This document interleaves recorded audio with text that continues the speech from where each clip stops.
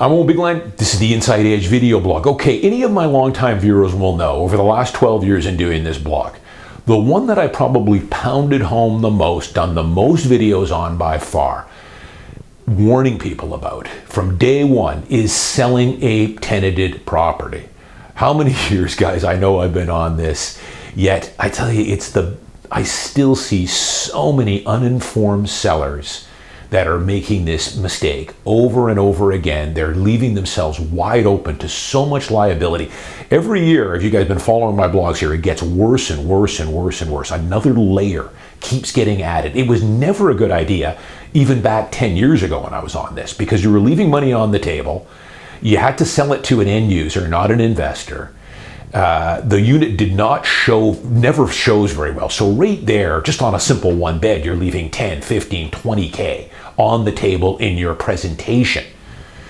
But then I've told you guys it just keeps getting stacked further and further up. The latest one, that I've been on for the last year or so is you sell the home with the tenant in it. You file all the proper declarations that the tenant, that the new owner is going to move into it. You give the tenant the 3 months notice now, that was up from 2, pay them the 1 month's rent, and then moving day comes and the tenant won't leave. And now you're in breach of contract and will get sued by the new buyer. That reason alone now that's been in place, this is kind of this cash for keys and this new epidemic of tenants not leaving. That alone should spook you to never, ever list a unit with a tenant in it. I wouldn't be able to sleep at night if I sold a home, filed all the paperwork for that tenant to leave, and then cross my fingers that everything goes well on completion day and that tenant moves out before the new owner takes possession. Because you are in a whole world of hurt if that happens, and you could be on the hook. We've got some I've read that are into the $100,000 mark. Because that new buyer now, he has to take his moving truck, go get a storage locker, get a hotel, then eventually find more long-term accommodation while you sort this out with the residential tenancy branch with your tenant, and that can take months and months. The new buyer will pay for all that, but he's going to turn around and sue you for all those damages and all those costs, and you don't have a hope because you're in breach of contract. You've given them vacant possession. You can't deliver it.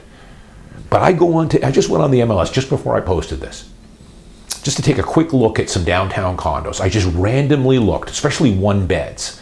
I would say I'm noticing a little less now finally, because I think some realtors are finally learning about this. And now we have 2 all-day classes at the real estate board that every year the realtors have to take a certain number of courses, and they're really pushing these tenancy courses now, which is good. So maybe it's gone down a little bit here the last year, but I just randomly took about 15 one-beds downtown, and I think 6 of them were tenant occupied. Nuts. These are just, I don't know what it is. Either the realtors aren't aware of what's going on, they're not, or they're just not properly instructing their seller on the risks they're taking.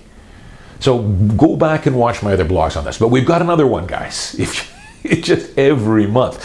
So the latest one is, I do not have any firsthand knowledge of this, I have to say, because I've never sold one of my units with a tenant in it. I sell very little, as you guys know, as far as my own portfolio. But this is from other realtors I've spoken to that have sold a unit that's tenanted, that now have to deal with this new government portal. So in the past, when you sold a home, it was basically paper that you would fill in. You would file a notice to the tenant saying we've sold the unit. The new owner is going to move in. We're giving you the 3 month clear months notice, and we're going to give you 1 month's compensation, and you would file all that away. Now, this all has to be done electronically. You have to log into a government portal. So right there, that's going to be fun. That it's probably going to be glitchy, which it is, doesn't work very well. They hired some government employees to build this portal, so it doesn't work, in other words. It's all kinds of issues, which from what I hear it does. But you've got to enter all this information electronically into this portal. But here's the kicker. According to the people I've talked to, it's incredibly difficult, and it's not a good website, of course, what would you expect from the government of BC? But the information that you have to upload to this should spook all of you here. that you do not want to get involved in this. And again, do not sell the home tenanted. Get the tenant out. Use a mutual agreement to end tenancy. Hire a pro. Hire me and my team to get the home sold for you and get the tenant out legally in your best interest, and we'll make it a win-win for you and the tenant. Watch my blogs on it. But here, I was just talking to one of my colleagues who did sell a property in Richmond. Everything went okay. He's okay with that. They filed the notice. The tenant actually moved out 6 weeks later, and the new owner moved in okay. But his seller had a whole lot of trouble with this new government portal. And here, you wouldn't believe the amount of information you have to upload. In the past, you didn't have to do anything, really. It was just a declaration stating the new owner was going to move in. You had to file notice to the tenant, give them 1 month's rent. Now, you have to upload digitally contract to purchase and sale. They want to see the contract, the full contract to purchase and sale. There's a lot of information on that contract to purchase and sale, folks.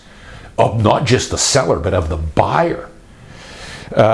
They want all kinds of supporting documents. So they want all kinds of things like the rent checks or proof that the electronic from your banking account that the rent checks have gone in. I think my guy said he wanted a year's worth of banking statement showing the rent.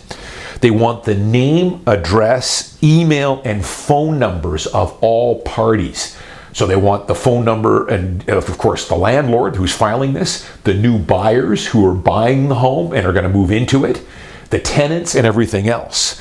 So he says it's daunting, plus all other supporting documents. So in some cases, I think they're asking you for things like hydro bills and the original, how long you've owned it, a bunch of other stuff you've got to put in there. But just all the information about contact information, the contract to purchase and sale. Oh, they also want, of course, the tenancy agreement and any addendums done to it.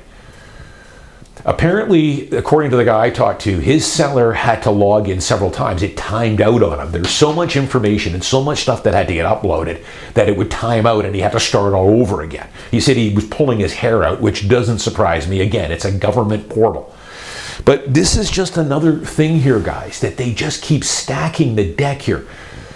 Again, it's the biggest thing that I've been talking about here for a decade is the biggest mistake sellers make is trying to sell a home with a tenant still in it. You got to sell it to an end user. Investors aren't going to touch it. It doesn't show well, so you're leaving money on the table with your presentation. You've got to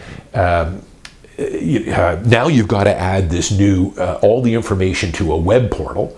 And they're asking you for everything, IDs and all kinds of stuff. And of course, the big kicker is you'd be on pins and needles for the next 3 months, hoping that your tenant doesn't go to the residential tenancy branch and dispute this. Because remember, guys, I've said in previous blogs, these tenants can call the residential tenancy branch and say, hey, I've got an eviction notice because they sold the condo. They're telling them straight up, hey, if you want, you can dispute this. Even though they have no grounds to dispute it. Everything has been done properly. The home has been sold firm. You've provided the 3 clear months and you're going to give them the 1 month's rent. Everything has been done properly, but they still can dispute it, and that's where the trouble starts. It's nuts. Now, EB, apparently, on this last little, I've told you guys about this talk that he gave here, saying, hey, he wants to now finally give landlords more rights. Well, we'll see where that goes. But they've got to make some drastic changes to being able to dispute these disputes here when a tenant files saying that, hey, I'm moving out because the home has been sold. They should be able to quickly check to make sure everything was filed properly, and there should be no dispute process there whatsoever to delay the sale. So again, be careful here, guys, with this. Do not sell a home tenanted. You're losing out on all counts, leaving yourself open to legal liability, leaving money on the table. Takes longer to sell. But yet I look on the MLS right now, and there's all dozens of them currently that are tenanted. Some of these ones are tenanted on fixed-term tenancies, if you can believe it. I see them all the time where they sell it and they just signed a new tenancy agreement. It's got 10 months left on it. It doesn't make it. Who is your buyer for this?